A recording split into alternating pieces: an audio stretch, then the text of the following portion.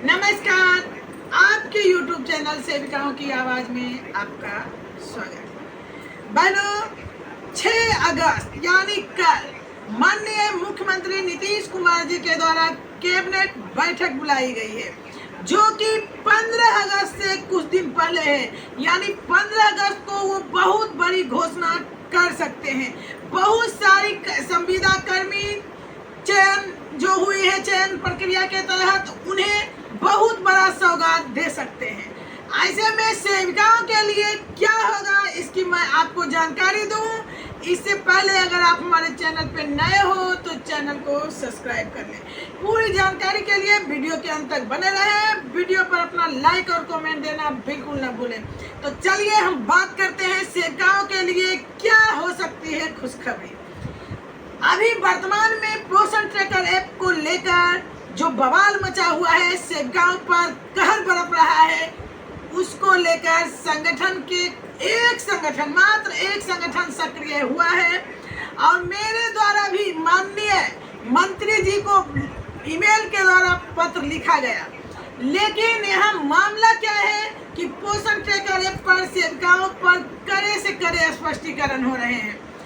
आपको पता होगा कि जहां पोषण ट्रैकर ऐप में फीडिंग नहीं हो पा रही है परसेंटेज सही से, न गृह भ्रमण न THR की वितरण के बाद उसका एंट्री किया जा रहा है, यानी कि न ग्रोथ मॉनिटरिंग का 100% काम हो रहा है।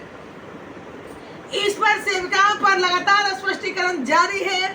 और आपको पता होगा, लेटर देख रहे होंगे कि ICDS निदेशक के द्वारा अब LS और CDPO पर इसके लिए कार्रवाई की जा रही है कि आपकी सही तरह से निगरानी नहीं होने के कारण ऐसा हो रहा है कि पोषण ट्रैकर ऐप पर सही से काम नहीं हो रहा है।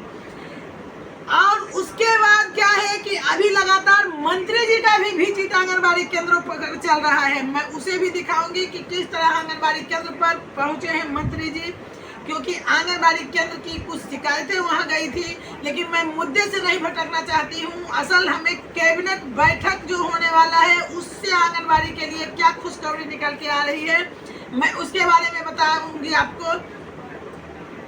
तो यहाँ से आंगनबाड़ी सेविकाओं के तरफ से मैसेज जो गया है कि पोषण ट्रैकर ऐप पर काम तभी संभव है जब वहाँ सेविकाओं को सही से एक अच्छी मोबाइल उपलब्ध कराया जाए, क्योंकि मोबाइल बहुत पहले मिला था और जो कि 1 ही 2 साल के अंतराल में खत्म हो गया। आप भी जो सेविका पोषण ट्रैकर ऐप पर काम करते हैं, या तो उनका पर्सनल निजी मोबाइल है या फिर बेटे या पति के मोबाइल पर वो किसी तरह काम चला रही है। यही कारण है कि पोषण ट्रैकर ऐप पर सही से काम नहीं हो रहा है।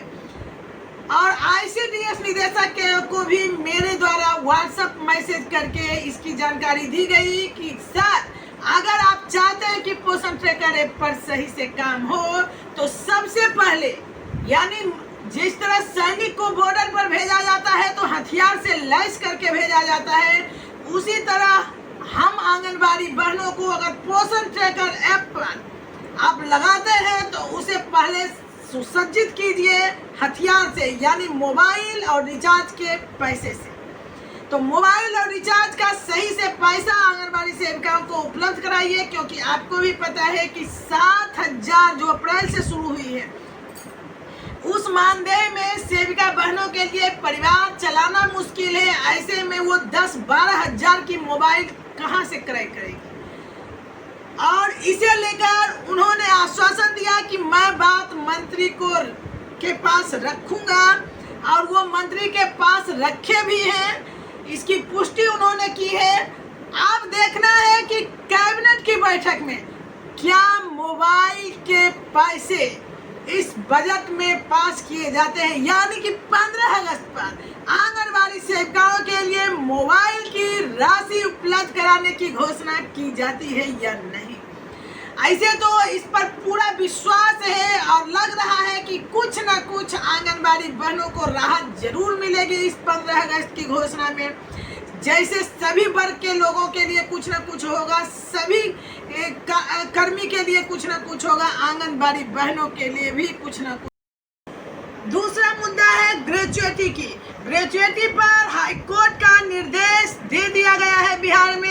के बावजूद अभी तक ग्रेच्युइटी का लाभ सेविकाओं को नहीं मिल पाया है। कोर्ट के निर्देश का भी अभी तक पालन नहीं किया गया था।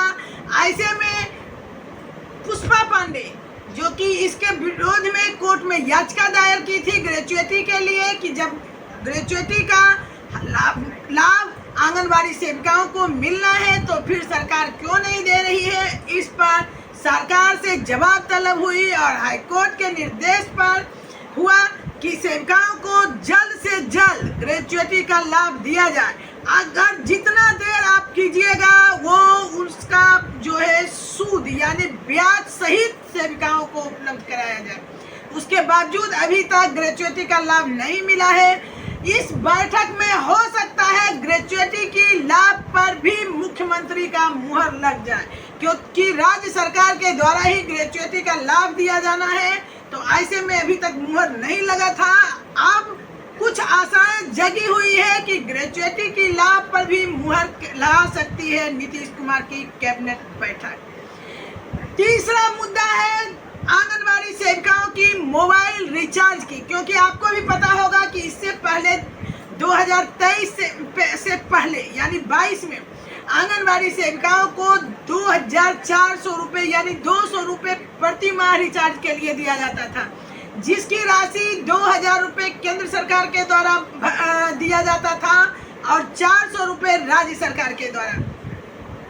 राज्य सरकार के द्वारा अपना हिस्सा इस बार मोबाइल रिचार्ज में नहीं दिया गया था, जिसके कारण आंगनबाड़ी सेविकाओं को मात्र रिचार्ज के 2000 रुपये मिले। और अब इस मुद्दे पर भी सहमति बनी है और हो सकता है इस बार राज्य सरकार के द्वारा अपने हिस्से का रिचार्ज वाला मोबाइल रिचार्ज वाला राशि जो है उपलब्ध कराया जाए। और जब ये उपलब्ध कराया जाएगा तो 2023 की भी राशि जोड़कर हमारी जो विभाग है वो हमें देगी। तो 3 तरह की खुशखबरी बिहार सरकार इस कैबिनेट बैठक से दे सकती है आंगनबाड़ी सेविकाओं को, होगा ही। और मैं आपको आज दिखाऊंगी कि किस तरह मदन सहनी जी से सेविकाओं पर लगे आरोप का निराकरण के लिए खुद आंगनबाड़ी केंद्र पहुंच गए हैं। तो बने रहिए आप हमारे चैनल पे, इसे हम अगले वीडियो में आप तक पहुंचाने की पूरी कोशिश करेंगे। आप लोग इस वीडियो पर क्या कमेंट है, क्या आपको लग रहा है कि इस बार जो कैबिनेट बैठक है उसमें सेविकाओं के लिए मोबाइल की राशि की बात जरूर होगी? अगर आप सहमत हैं तो इस कमेंट बॉक्स में जरूर कमेंट करके बताइएगा कि मेरा ये वीडियो आपको कैसा लगा।